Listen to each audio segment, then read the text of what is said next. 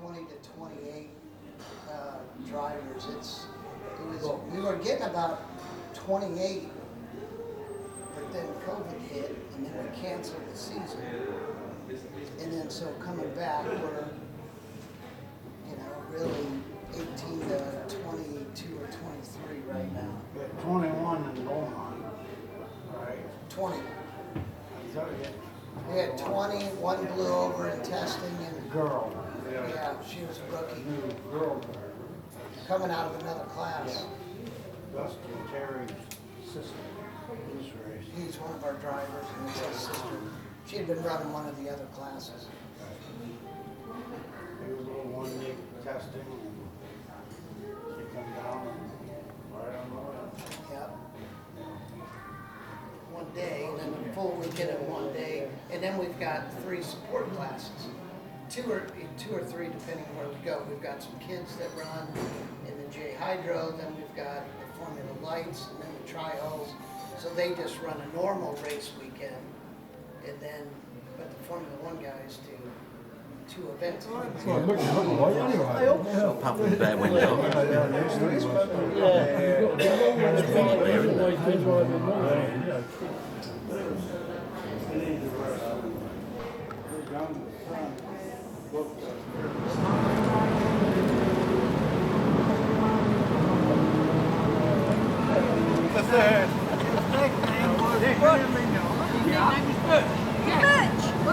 Yeah, Butch, I can believe that.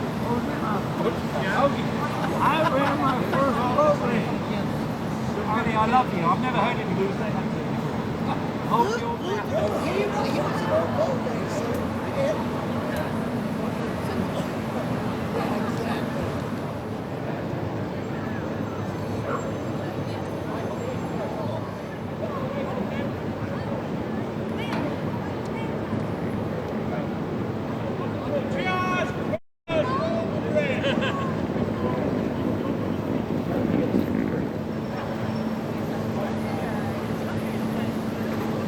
Just got up on his own.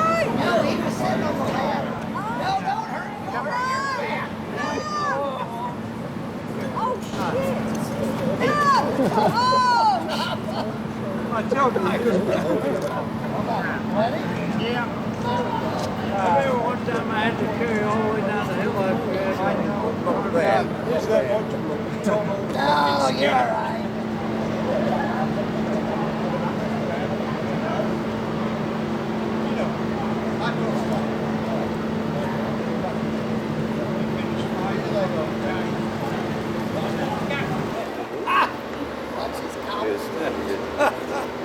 Yeah, he was slower.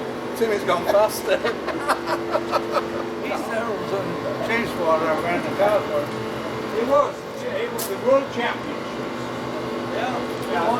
And it was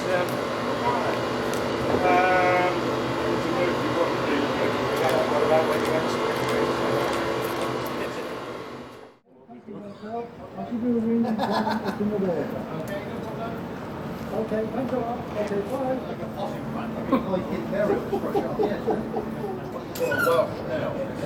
Hey, have you and Dave finished your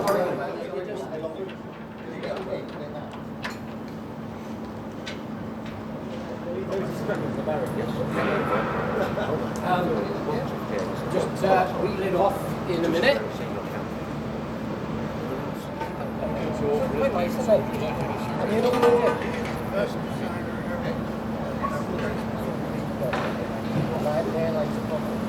But this engine probably was made a few of them. But this one, the bedroom is so much lower. It makes everything deadly. It makes everything made from voluntary carbon. He makes these because if you notice as it goes along, the vortex on the back is this gets rid of all the vortex. Fucking stops it all together. You can see it, the turbulence. As soon as you got that, it just gets straight out the back. Yeah.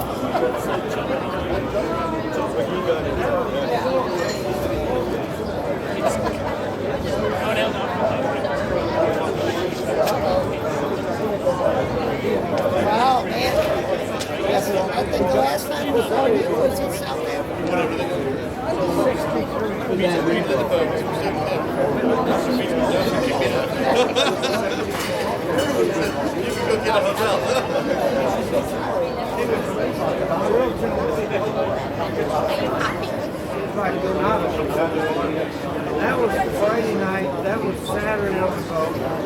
Really, good to see you. It's at 12 o'clock. So we're on the boat on Saturday. Including son of Jackie Wilson in his EOT sexy, which was the first time I met you.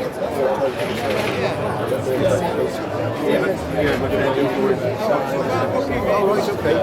Mentioned me, but I drink.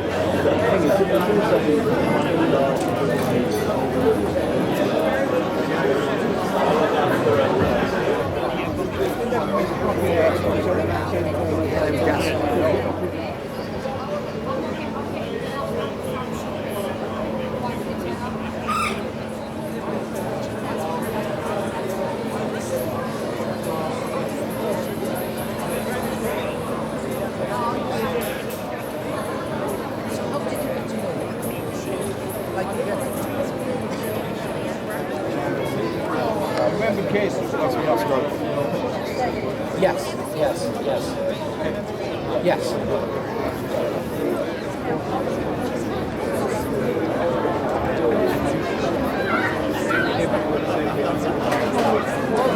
The last race was Huntsville, and I took all the logos off the boat, painted it red, nothing on it, thinking that was the last ditch, and I went from big to go and sponsorship. Thinking, you see, but when I started, Jack was already at I mean, obviously, it's like worse than his granddad, but he wasn't afraid of an argument. He said that, you know. Is it okay?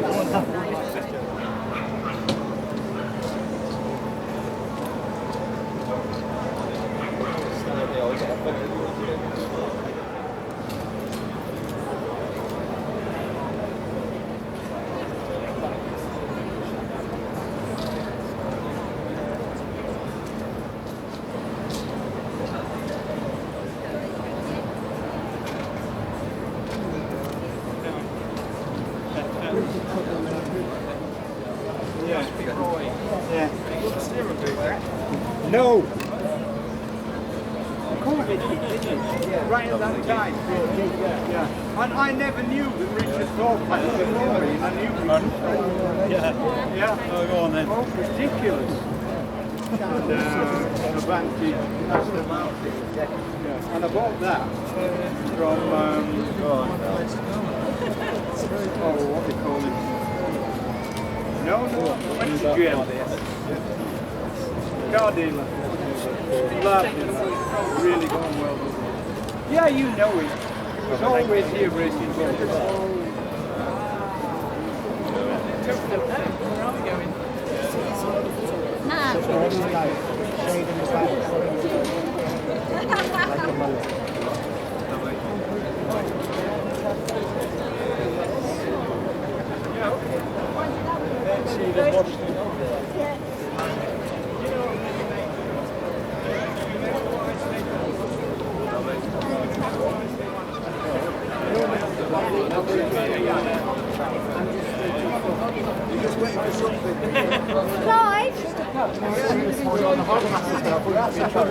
I'm holding it now, I'm never in trouble. Alan's got the sub-seated next time, mate.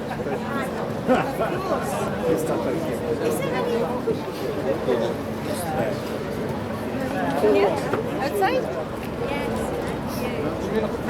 Everybody is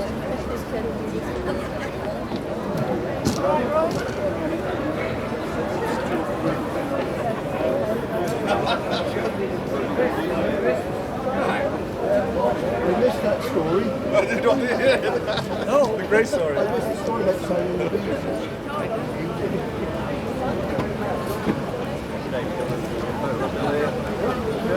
Sue and John Goldstein. Nice to meet you. Hi, John. Nice to meet you. Where would we have seen you? Where would we have seen you? That's it. You're not. We rang you up to 50. Yeah. There you go. So am I.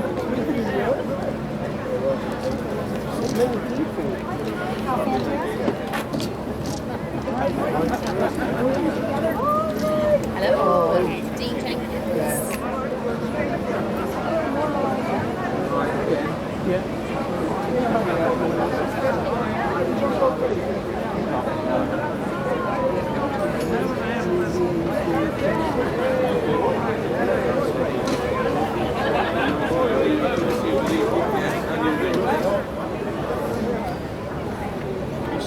When you see them in the flesh, or just the Bristol painting, you realise actually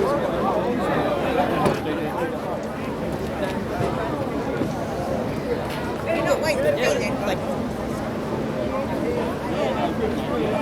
She looked like.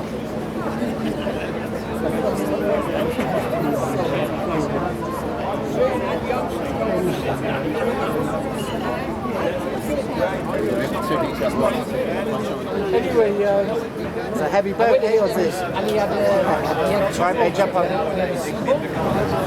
he had your cougar. And he said to me, I promised you a boat. I said yes. He said, come with me. So I've seen the seaboard. I will try for that one bridge. That's the only bridge. Once we're beyond there, you stand up and there's nothing to worry about. It was 50 years ago, almost to the very weekend, that our first ever race here in Bristol Docks. 1977 or 78 was my first ever Bristol Grand Prix that I witnessed. And my goodness, what an impression. World champions, drivers who've won the Bristol Grand Prix, you of course didn't like the course, but you had to race the course because you'd lose out on the valuable points. The person who was just behind him, winning it 3 times, was our former world Formula 1 champion, Jonathan Jones, who now is commentating on Formula 1. In fact, he's Getting into the main arena anyway. You come up inside with pole position, and then at the time I was in a T850, the T750, sorry.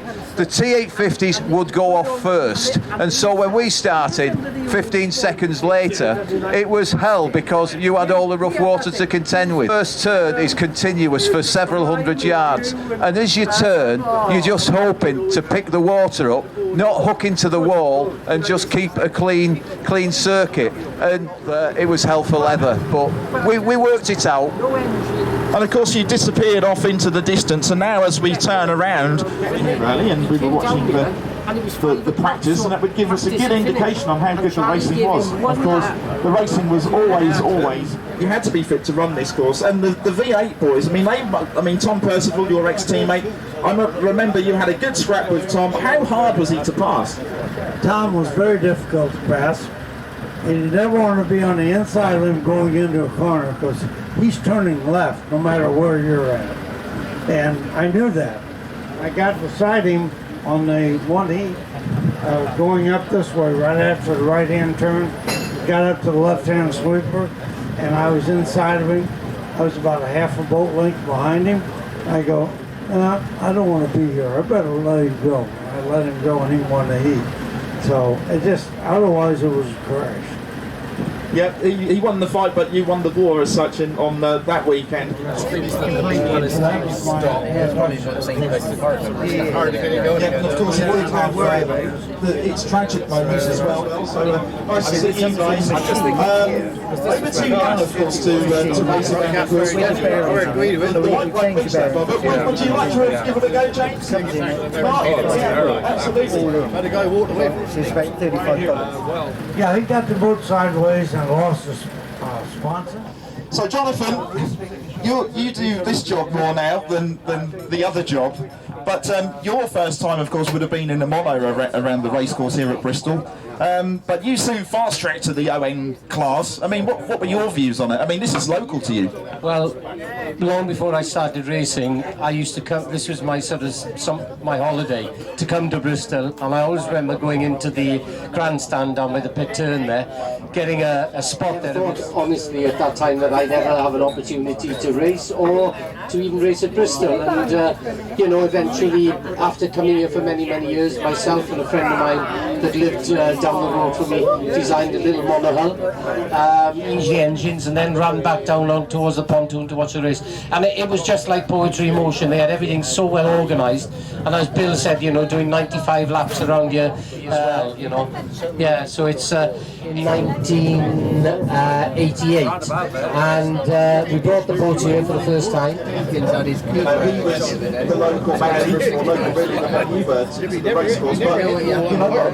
Why did John not particularly get off the course? I know he did before, but I think he thought that it was just too dangerous. In fact, just on our left here, what I loved when I was down in the grandstand down the far end of the circuit was that the boats would go out of sight, and you'd have two commentators, one up at this end and one at the other, and then you hear the boats going through, and then they got up here, especially when the V8s were racing with Billy. I mean, that was probably one of the finest races that there's ever been.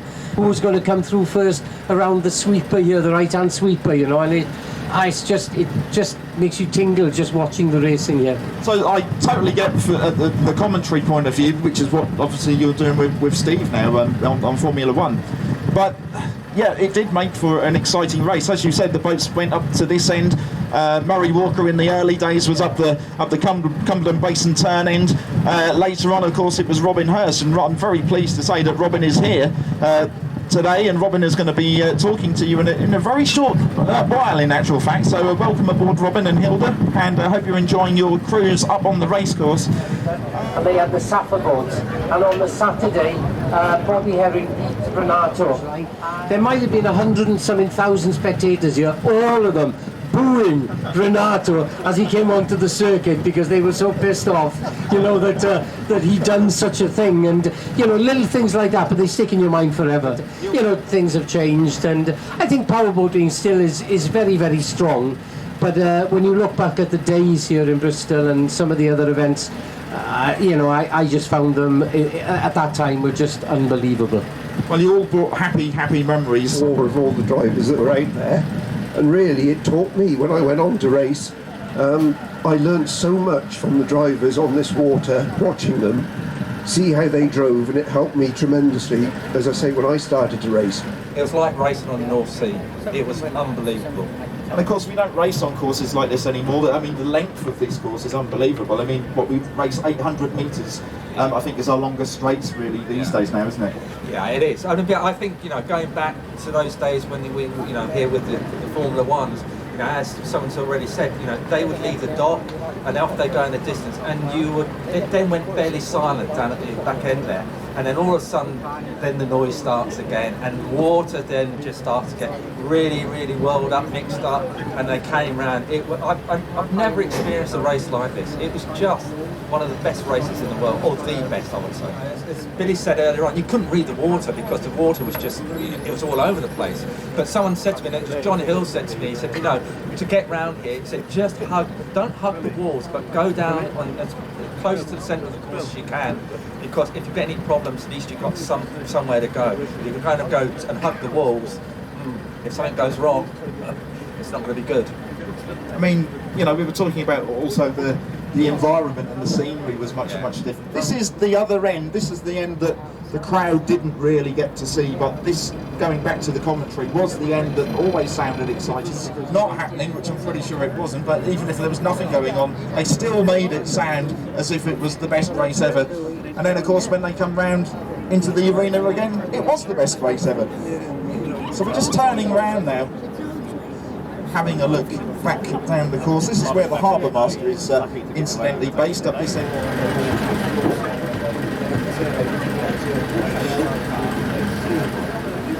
Race left, but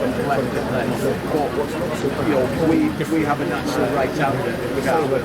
Memories of that haven't right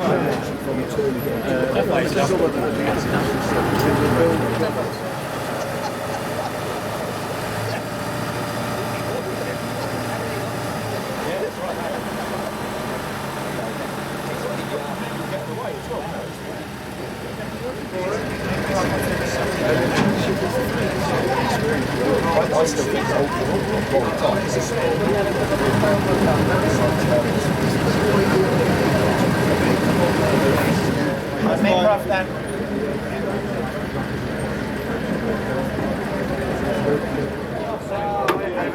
remember this and the circles of wind. Yes. I remember Curtin coming up here.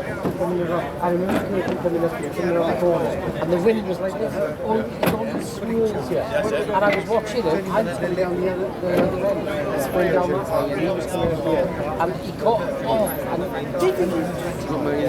mean, you're here, you got all the spectators here, there ain't no stopping it. No. The only thing you can tell the drivers is, look, you only go as fast as you want.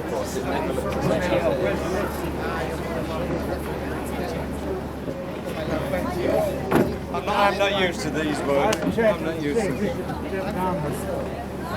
I can't. I'm okay getting down. It's getting back up again.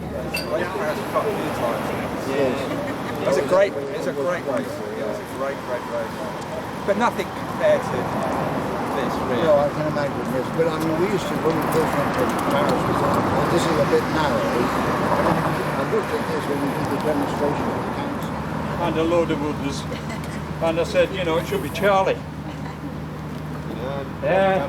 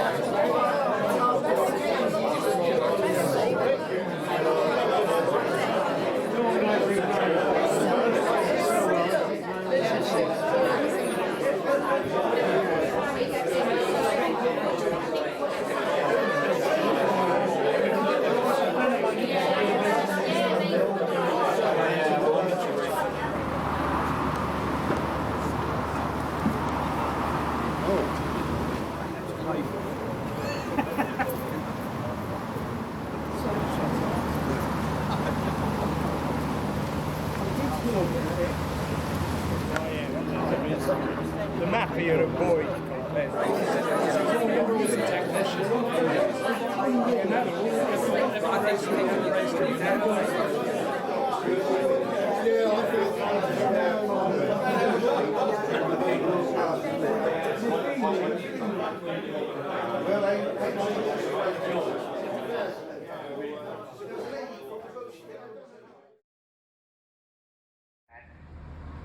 Billy, being the main man obviously, as the most powerful one, Bill Benz the second. The third was Billy's spare.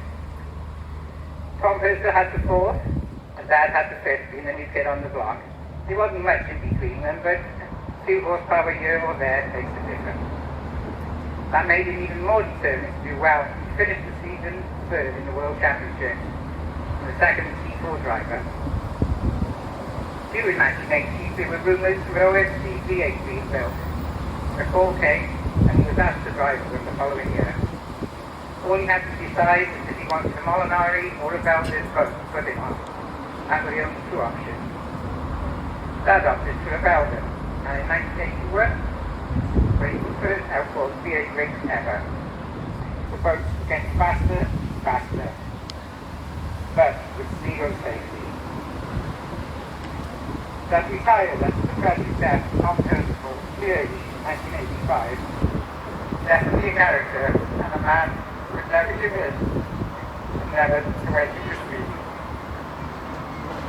Thank you. Brings back the old days to me, of when I'm standing down here visualising 20 boats in a line over 100 miles an hour coming towards me, and I was going to pick out who was going to make it round that top turn.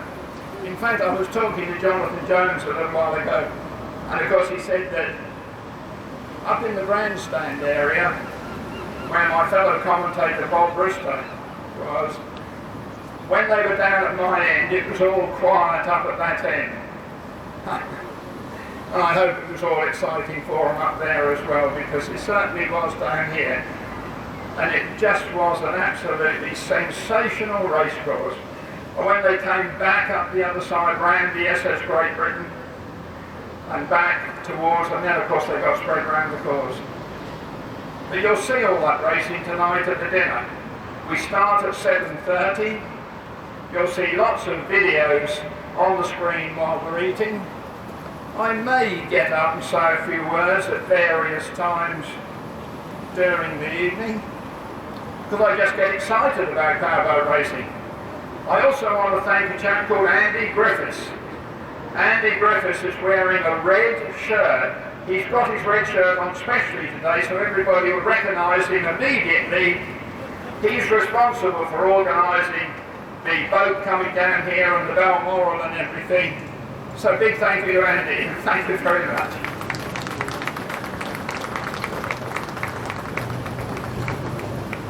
And I'd just like to go back and reminisce Roy Clark and Jim Pebble.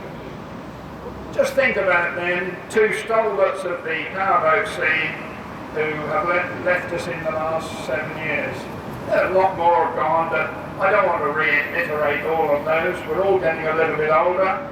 We're all losing a little bit more of the hair. We're all getting slightly bigger around the tummy. But nevertheless, we're all enjoying life immensely. So, a big thank you then to Jason Mantrick and Roy Cougar for organising today. You've got a sensational night ahead of you at 7:30. I look forward to seeing you all then. Bye-bye.